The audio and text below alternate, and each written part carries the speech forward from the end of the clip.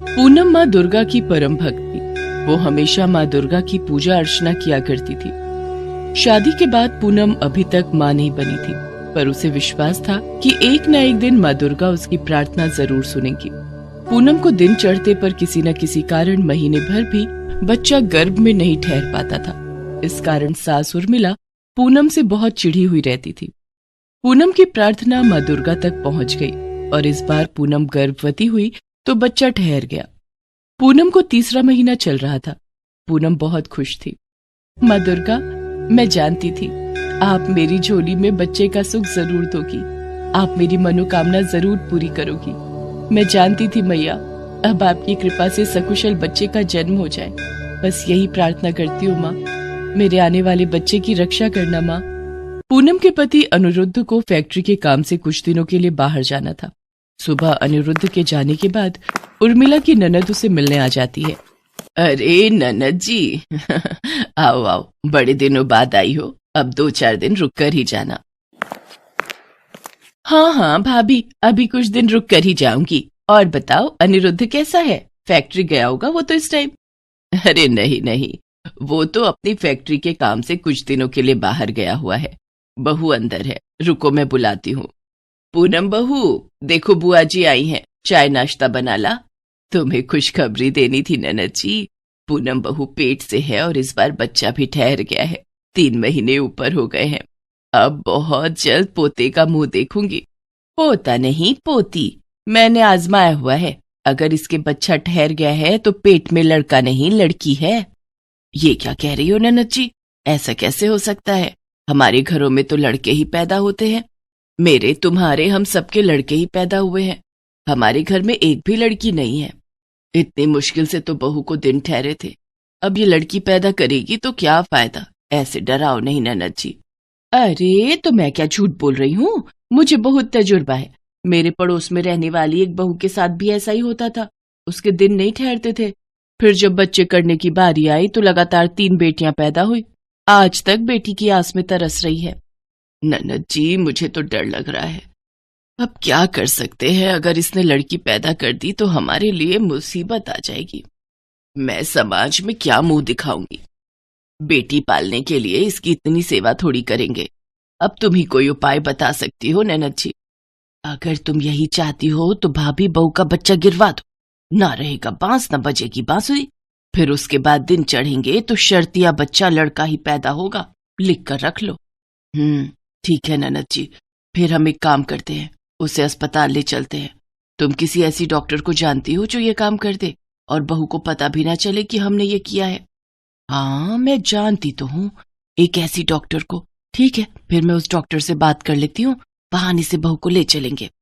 अगले दिन उर्मिला और उसकी ननद पूनम को बहाने से दिखाने के लिए हॉस्पिटल ले जाती है। माँ जी, बुआ जी, मेरा इलाज तो दूसरे हॉस्पिटल में चल रहा है, फिर हम यहाँ क्यों जा रहे हैं?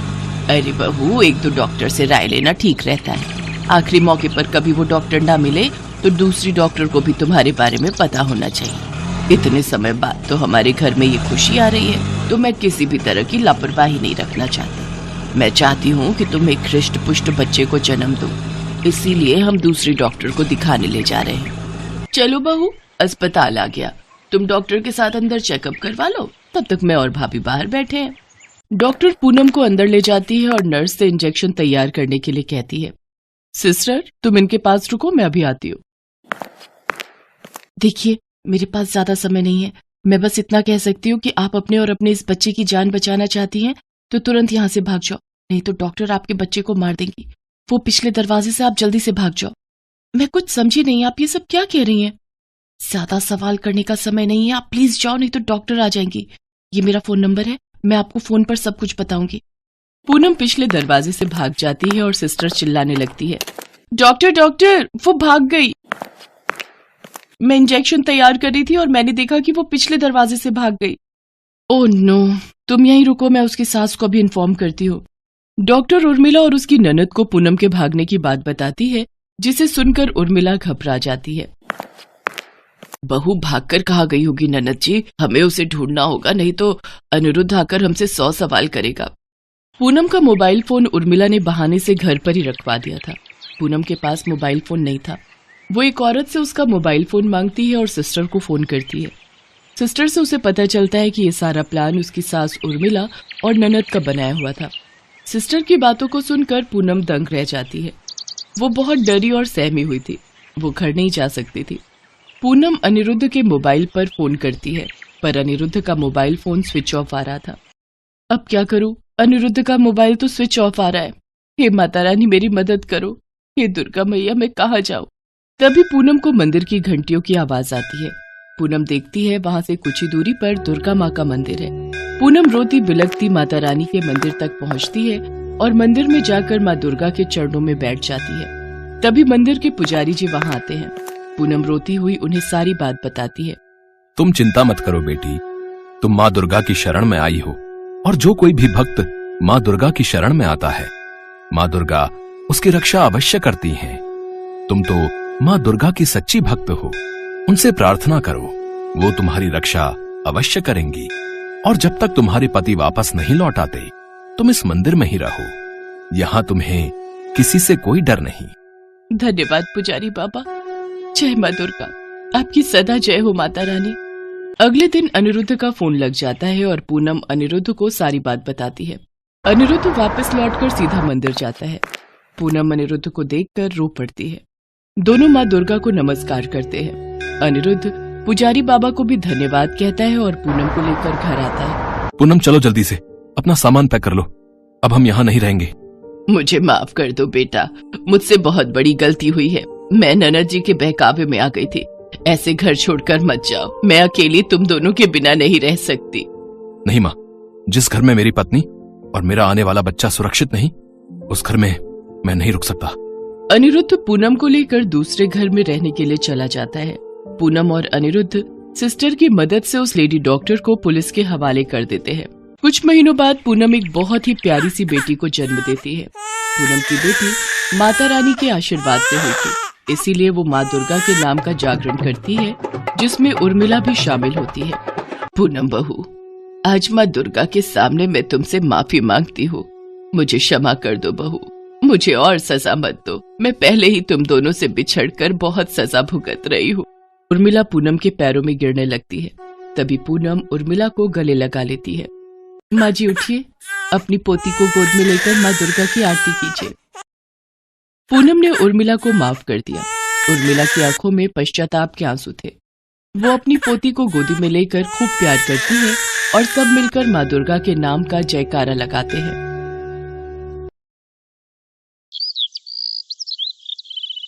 गौरी अभी तुलसी माँ की पूजा करके रसोई घर में गई ही थी कि सास कमला ने आवाज लगाई। अरे गौरी बहू, चाय लाने में और कितनी देर लगेगी? रोजाना 1-1 घंटा तो तू पूजा में लगा देती है। कितने मन से 7 साल पहले तुझे ब्याह कर लाई थी कि घर में बच्चों की चहल पहल से खुशियां आएंगी। हमें क्या पता था एक बांझ बहू हमारे गले पड़ जाए। गौरी के आंसू अभी पलकों से छलकने ही वाले थे कि तभी पति अनिल ने आवाज लगा। गौरी, मेरा तौलिया कहाँ है? तुमसे कितनी बार कहा है, मेरी चीजें सामने नजर ना आए तो मेरा दिमाग खराब हो जाता है। ऊपर से मुझे तुझ जैसी बांझ औरत मिली है। गौरी रसोई में जाकर फूट फूट कर रोने लगी। तभी गौरी के पड़ोस में रहने वाली जया अपने बच्चे को लिए आ जाती है। नमस्ते अम्मा जी, कैसी हो? गौरी दीदी कहाँ है? लो, इसी की कमी थी, आ गई धमकती हुई गौरी से मिलने। ये अच्छी सहेली बनी फिरती है गौरी की। जा देख ले, रसोई में है। कमला को जया का घर में आना पसंद नहीं था, क्योंकि जया पैसे वाली नहीं थी, पर जया गौरी को बड़ी बहन जैसे प्यार करती थी। गौरी दीदी कहाँ हो? अरे कुछ हुआ है क्या? तुम्हारी आंखों में आंसू? अरे नहीं, वो तो मैं प्याज काट रही थी तो आंखों में नमी आ गई। सोनू बेटा, आजा मेरी गोदी में आ। क्या खाएगा? मैं तुझे चॉकलेट देती हूँ। हाँ हाँ, पूरा घर लुटा दे पर आए बच्चे पर, अपना तो तेरे से पैदा होता नहीं। जया चुपचाप वापस घर चली जाती है।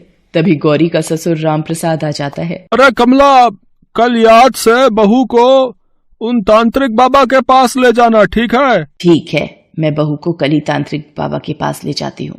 कमला गौरी को अगले दिन जबरदस्ती तांत्रिक बाबा के पास ले जाती है। तांत्रिक बाबा, मेरी बहू की शादी को 7 साल हो गए पर आज तक इसकी गोद खाली है। एक उपाय है, तुम्हारी बहू को 15 दिनों तक चमत्कारी जल पीना होगा। तुम रोजाना अपनी बहू को मेरे पास ले आना। एक दिन कमला को कुछ काम आ गया, इसलिए उसने गौरी को अकेले ही भेज दिया। क्या हुआ, आज तुम अकेली आई हो? माता जी साथ नहीं आई? जी वो आज माँ जी को कुछ काम था। अच्छा अच्छा, कोई बात नहीं, आओ घर के भीतर चलते हैं। डरो नहीं, आज तुम्हें जल को आकाश के नीचे नहीं पीना, बल्कि बंद दीवारों में पीना है। गौरी को ये बात अजीब लग रही थी, पर वो मजबूर थी, इसलिए तांत्रिक के साथ घर में चली गई। तांत्रिक का व्यवहार उसे कुछ ठीक नहीं लगा। वो गौरी के नजदीक आने लगा तभी, ये क्या कर रहे हैं आप? आपको शर्म आनी चाहिए। गौरी तेजी से दरवाजा खोलकर घर की ओर भागी। रास्ते में कुछ लोग माँ दुर्गा के मंदिर पर माँ का जयकारा बोल रहे थे। जया भी भक्तों के बीच खड़ी थी। उसकी नजर गौरी पर पड़ी। वो गौरी को आवाज लगाती है। गौरी और जया मंदिर की सीढ़ियों पर बैठ जाती हैं। गौरी जया को सारी बात बताती है, जिसे सुनकर जया भी बहुत दुखी होती है। जया, कुछ भी समझ नहीं आ रहा, किसके आगे झोली फैलाऊं जो मेरी सूनी गोद भर दे। माँ दुर्गा से मांगो दीदी, इनके द्वार से खाली झोली कोई नहीं जाता। मन वांछित फल देने वाली हैं दुर्गा माता। दीदी, कल से माँ के नवरात्रि व्रत शुरू हो रहे हैं।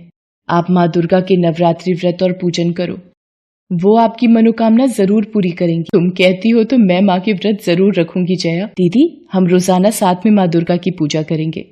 गौरी घर आ जाती है और किसी से कुछ नहीं बोलती। अगले दिन से गौरी नवरात्रि व्रत शुरू करती है और रोजाना मंदिर जाती है। नवरात्रि का 7वां दिन होता है। गौरी जया से कहती, जया, मुझे पता है मेरे घर वाले मुझे अष्टमी पूजन नहीं करने देंगे। क्या मैं तुम्हारे साथ कन्या पूजन कर सकती हूँ? हाँ दीदी, आप मेरे साथ मिलकर प्रसाद बनाना और हम मिलकर कन्या पूजन करेंगे। उधर वही तांत्रिक गौरी के पीछे से घर आता है। अरे तांत्रिक बाबा, आइए आइए, कब तक आपके आशीर्वाद से हमारी बहू की खुशखबरी मिल जाएगी? तुम्हें कोई खुशखबरी नहीं मिलेगी। तुम्हारी बहू मेरे पास आई थी और उसने बोला कि उसे कोई बच्चा नहीं चाहिए। बच्चा पैदा नहीं करना चाहती तो वो रोजाना जाती कहाँ है? देखो कमला, अगर मैं कुछ बोलूं तो बुरा नहीं मानना। जरूर तुम्हारी बहू का किसी के साथ चक्कर चल रहा है। अपनी बहू पर ध्यान दो। तभी गौरी आ जाती है। अनिल उससे पूछता है, गौरी, तांत्रिक बाबा तो कह रहे हैं कि तुमने उन्हें बोला है कि तुम्हें बच्चा ही नहीं चाहिए। तुम रोजाना आखिर जाती कहां हो फिर? आप सब इस ढोंगी तांत्रिक बाबा की बातों पर विश्वास कर रहे, जिसने मेरे ऊपर बुरी नजर डाली थी। घोर अपमान। अब मेरा यहां एक पल भी रुकना सही नहीं है। तुम्हारी बहू चाहती ही नहीं कि उसकी गोद भरे। तांत्रिक बाबा, आप नाराज मत होइए। गौरी को कैसे राह पर लाना है हम अच्छी तरह जानते हैं। अनिल, इसको ले जाकर कमरे में बंद कर दे और बाहर से ताला लगा दे। देखते हैं ये आखिर घर से बाहर कैसे जाती है। गौरी रोने लगती है, पर अनिल एक नहीं सुनता और उसे कमरे में बंद कर देता है। रात भर गौरी कमरे में भूखी प्यासी बंद रहती है। अगली सुबह गौरी को अष्टमी पूजन के लिए भी जाना था, पर वो समझ नहीं पा रही थी कि क्या करे। उधर जया गौरी की प्रतीक्षा में थी। माँ, मेरी मदद करो, मैं आपका पूजन कैसे करूं माँ? मेरे नवरात्रि व्रत संपन्न तभी होंगे जब मैं कन्याओं को प्रसाद का भोग खिलाऊंगी। हे दुर्गा माँ, मेरी मदद करो। गौरी रो रो कर माँ दुर्गा को याद करती है। तभी कोई उसका दरवाजा खोलता है। गौरी दीदी, जया दीदी ने मुझे आपको लेने भेजा है। आपको कन्या पूजन करना है। हाँ हाँ हाँ, मैं चलती हूँ। जया मेरी राह देख रही होगी। गौरी उस बच्ची के साथ साथ चलती रहती है। गौरी दीदी, आप घर के अंदर जाओ, मैं कंजकों को बुला कर लाती हूँ। गौरी दीदी, आप आ गई? देखो कंजकें आ गई हैं। आओ दीदी, कन्या पूजन शुरू करते हैं। जया, पर वो बच्ची तो कन्याओं को बुलाने गई है जिसे तुमने मुझे लेने भेजा था। कौन सी बच्ची गौरी दीदी? मैंने तो आपको लेने किसी बच्ची को नहीं भेजा। हमारे पड़ोस की तो सारी कन्याएं पूजन के लिए आ चुकी हैं। गौरी अपने ऊपर बीती सारी बात जया को बताती है। गौरी और जया समझ गई थी कि ये सच में माँ दुर्गा का कोई चमत्कार था। वो स्वयं गौरी की मदद के लिए आई थी। गौरी और जया माँ दुर्गा को शीश नवाकर कन्याओं का पूजन करती हैं, उन्हें प्रसाद भोग लगाती हैं। उधर जब अनिल गौरी को कमरे में नहीं देखता तो सब लोग तांत्रिक के साथ मिलकर गौरी को ढूंढने जाते हैं। एक काम कर अनिल, ये जया जो है गौरी की बहुत अच्छी दोस्त बनी फिरती है। उसे सब कुछ पता होगा कि गौरी इस वक्त कहाँ है। सब लोग जया के घर पहुंचते हैं और वहां का नजारा देखकर सब लोग हैरान रह जाते हैं। गौरी, तू यहाँ जया के घर में? तुझे पता भी है जया हमारी बराबरी की नहीं है, फिर भी तू इसके घर में खा पी रही है। माँ जी, मैंने नवरात्रि के व्रत रखे थे और आज दुर्गा अष्टमी है। कितनी पूजा पाठ करी तूने, आज तक तेरी गोद नहीं भरी, तेरी कोख बांझ है। तू जो इतना व्रत और पूजा पाठ कर रही है, क्या माँ दुर्गा तेरा बांझपन दूर कर देंगी? जया, तुमने गौरी को ये अच्छी पट्टी पढ़ाई है। इसमें जया का कोई दोष नहीं है, आप उसको कुछ मत बोलिए। चलो बहू, अब घर चलो। बहुत तमाशा बना दिया तुमने अपने परिवार का। बाबूजी, मैं ये कन्या पूजन कर लूं, फिर मैं आपके साथ चलूंगी। बहुत हो गया कन्या पूजन, अब उठो यहाँ से। तांत्रिक बाबा तुम्हें अपने साथ लेकर जा रहे हैं, अब वो तुम्हारा सही तरीके से इलाज करेंगे। हाँ नहीं, मुझे इस तांत्रिक के साथ नहीं जाना। माँ, मेरी मदद करो। गौरी रोते हुए बेहोश हो जाती है। गौरी दीदी, क्या हुआ? अरे कोई डॉक्टर को बुलाओ, ये तो बेहोश हो गई है। जया गौरी के मुंह पर पानी के छींटे डालती है, फिर भी वो होश में नहीं आती। अनिल घबरा जाता है और फोन करके डॉक्टर को बुलाता है। कुछ देर बाद गौरी को होश आता है। बधाई हो हरिप्रसाद जी, आप दादा बनने वाले हैं। अरे क्या मैं दादा बनने वाला हूँ? अरे कमला, सुना तुमने? मैं दादा बनने वाला हूँ और तुम दादी। माँ दुर्गा ने आज एक बार फिर भक्तों का विश्वास जीत गया। शेरा वाली माँ, आपकी सदा ही जय हो। माँ दुर्गा की नवरात्रि रखने से गौरी माँ बनने का सुख प्राप्त करती है। तांत्रिक ने उस वक्त वहां से भागने में ही भलाई समझी। कमला और अनिल भी माँ दुर्गा की शक्ति को मान गए थे। वो गौरी से अपनी गलतियों के लिए क्षमा मांगते हैं। सब मिलकर कन्याओं के चरण छूते हैं, प्रसाद का भोग लगाते हैं और माँ के मंदिर जाकर माँ को शीश नवाते हैं। उस दिन नवरात्रि के मौके पर माँ गौरी एक बांझ बहू की झोली खुशियों से भर देती।